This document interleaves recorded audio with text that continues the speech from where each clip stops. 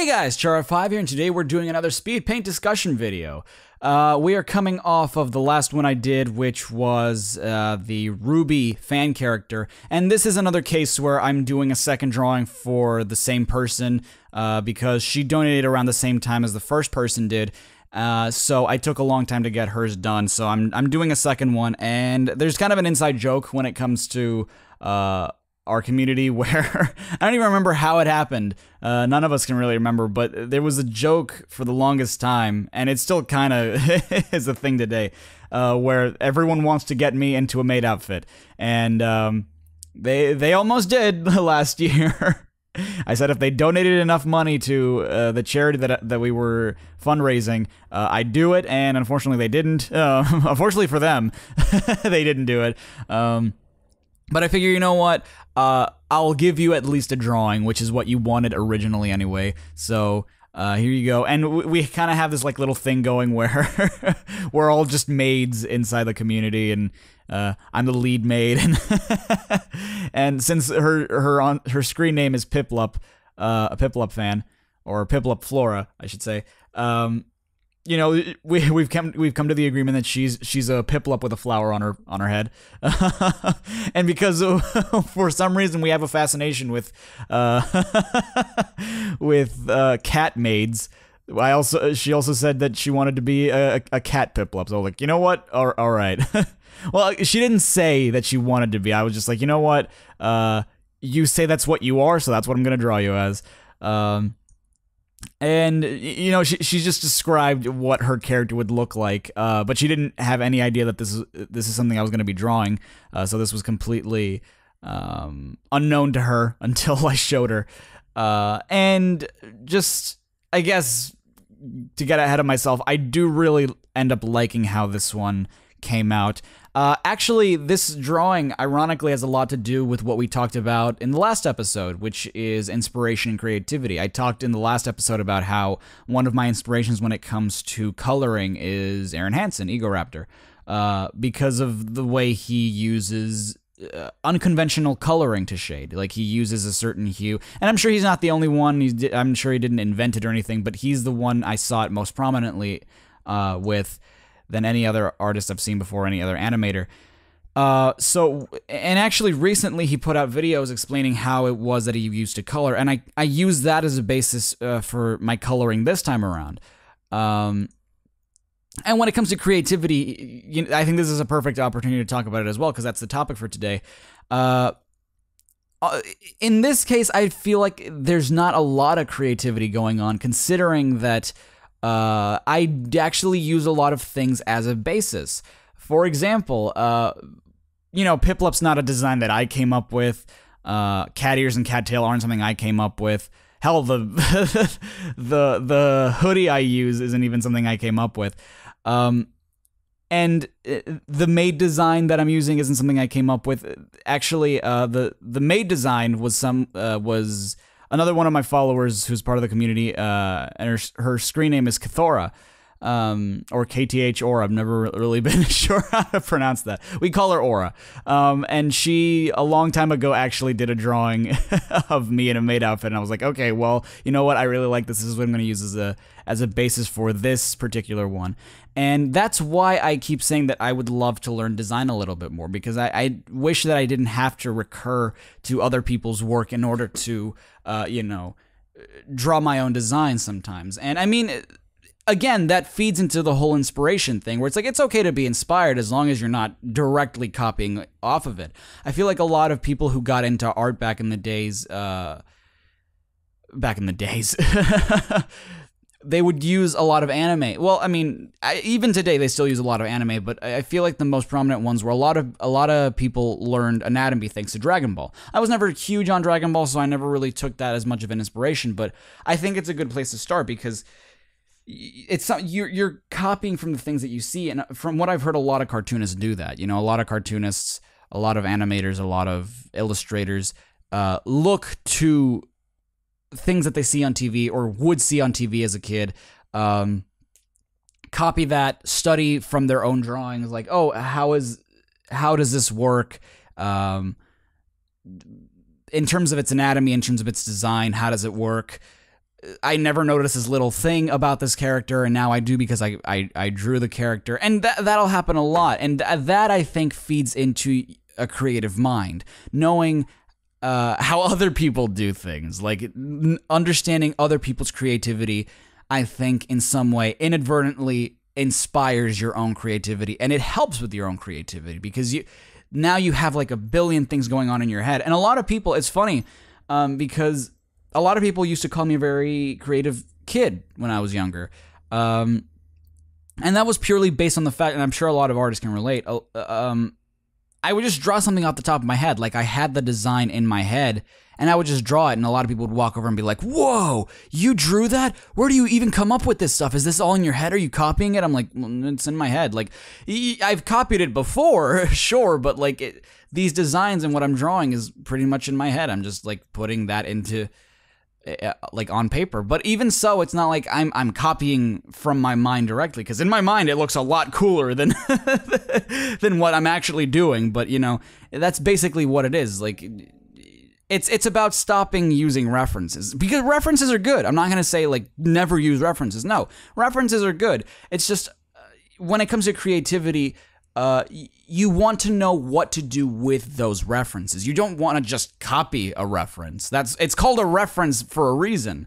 You know, you're not copying off of it.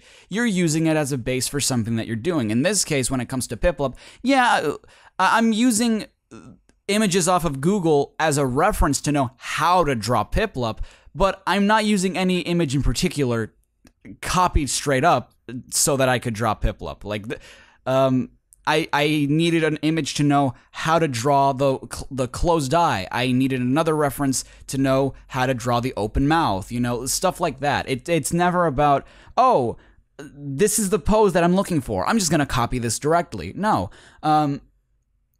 Looking for poses is another good reference thing, but like eventually, something I've always liked to do is poses. So I feel like in that sense, I'm a little creative. Like, I didn't really use a reference for this pose. But even so, like, I constantly have to go back and check my own references. Like, sometimes I don't remember how to draw myself, my own like avatar, because I don't have that hair anymore. So I have to look back on my avatar and be like, oh, okay, that's how, you know, this is colored, or that's how I did this. And I was constantly checking Aura's reference to see, like, okay, am I drawing the bows correctly? Am I drawing the apron correctly? All this stuff. The tiara, is it drawn correctly? And here's what I'm talking about with the shading and the coloring. I tried to give it a sort of a pink hue. Like, normally what I would do with white shading is that I just make it a baby, like a washed out baby blue. So it's like a combination of gray and sky blue. That's usually what I use for the white shading. But this time around, I used more of a pinkish sort of shading, like the same principle that I use. Like the same sort of values I use for the pink, for the blue shading, but now just in pink. And when it came to my skin, I also use it like usually what I go in for shading, I use a warmer color and then just make it darker. And that's how I normally shade. But this time around, I was like, well, that won't cut it. It needs to be sort of a drastic change. You'll notice that with the blues have like sort of a reddish hue as well. And the way I'm shading this flower, which is supposed to be like a hibiscus, by the way, just because like I want it. I don't really draw flowers, so I wanted to use something that I knew would look pretty. That's usually how I shade. I usually just use like a softer, warmer color for the shading. And here I'm using a base color and a shading, like 2 shaders and 1 highlight. That's kind of what I tend to use. And that, I think, as well, is another part of creativity. No, like, having and it also feeds into having your own style. See, it all comes together. Like, it all comes into, like, knowing, oh, I personally use 2 different, 1 base color, 2 shading colors, and, if applicable, 1 highlight color. That's just me, though. Like, a lot of people might not do that. They might use 1 base, 1 shade, and 1 highlight, or 1 base, 1 shade, that's it, you know, and that there's nothing wrong with that. Everyone has their own style that they develop, and everyone has their own thing.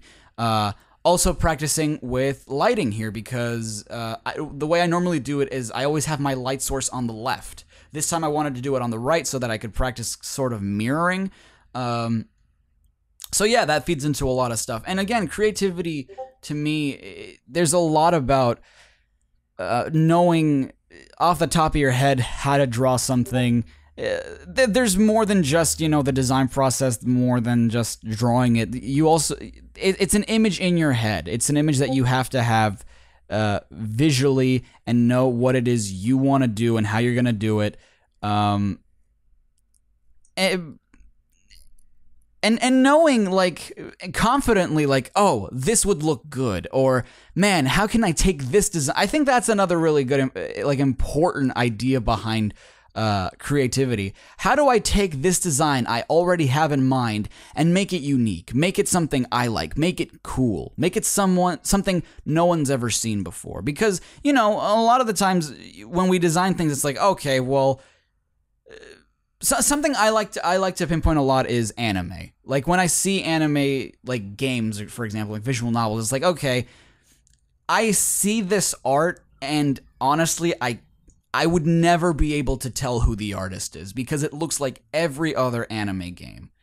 That's something that I feel like Western art does a lot better, because when it comes to cartoons, there's such a unique flair to it. There's such a unique, you know, there are unique shapes, unique ways of designing characters. When it comes to, like, imagine if every cartoon looked like a Disney character. Like, that's kind of how anime is sometimes. Of course, that's not to say every anime character looks the same. Of course not. There is uniqueness. I don't know if that's a word, but there, like, anime can be unique. Like, if I look at a style, I'm like, okay, well, I know who this is. But a lot of the time, people try to follow one strict anime style, and that's where that creativity, I think, gets lost. You can no longer glean who made what, who the artist is behind what, unless you're looking at, like, the raw drawing. During cleanup in anime, it all just looks the same. So that's something that I tend to notice when it comes to creativity, and I wish that there was more creativity behind it. That's why I kind of wanted to make, like, a mesh. And a lot of people say that, like, oh, what you're doing is cartoons. But in my mind, it's like, well, I'm trying to do it more anime. But I guess in a way, I like that. I like that people see it as a cartoon because, yeah, realistically, that's what it is. It's I guess you could say it's an amalgam of both a cartoon and, you know, an anime design. It has a lot of anime elements to it while still retaining the proportions of a cartoon, which, you know, I think is great. It's mixing both mediums that I actually really, really like. And, you know, just here I'm changing the shading because I feel like that's, like, too soft. Or maybe not, like, a good enough change, so I'm just fixing the shading here. So yeah, like, again, and that feeds into the whole design process again. Like, I wish I could design things better so that it's more unique and not very plain, because I feel like that's one issue that I have with my design. It's like, oh, you have a shirt and a jacket and pants and these kinds of shoes. It's like, okay, well, he just looks like the Blast character you made, you know? But it's adding almost literally bells and whistles to your character's design. And again, when it comes to this kind of thing, when it comes to the kind of art I do, I focus primarily on character design. Or character illustration, I should say, because that is genuinely my favorite thing to do. I'm terrible at any other kind of design, but, you know, they are invaluable things to learn, and I do want to get better at different kinds of design, not just character design and character illustration. I mentioned before that I'm terrible at environments. That's something I should get better at. This, again, and I feel like touching upon another subject we already talked about, this is sort of a little bit out of my comfort zone, considering that I'm trying different things, and I'm like, I've never tried this before. Let's see how it looks if I do this. Let's see how it looks if I do that. I experimented with color shading, which was something that I've never done before, and I want to keep doing. This is the only time I've ever done it, mind you, but, like, I want to keep doing it because I did like it. I did like experimenting with the colors I had, and that, again, was completely out of my comfort zone. I didn't know what I was doing, and I was like, okay, well, let's check it out. Let's see if it works. Here in the background, I'm trying to do something more a little bit more, like add a little flair to the background, because it would look really boring. And this was inspired on a game that this person actually donated to me, Nekopara, which you guys can see how how we played through that game on my channel through my Twitch highlights. So like that really inspired. Again, it's a bunch of inspiration. It's a bunch of like, I think combinations of inspiration can amount to certain degrees of creativity. You just have to know how much inspiration is too much and how much is too little. I think this is the final product. I absolutely adored the way this came out. It really pops out. It really, you know, I'm just drawing what I know in this case. Like it was something that I knew that I'd be able to do well, and I just wanted to execute it the best way I possibly could. So thank you all so much for watching. I have no idea what I'm going to be talking about in the next video, but I will think of something. I hope you guys enjoyed this. I hope you learned something from it.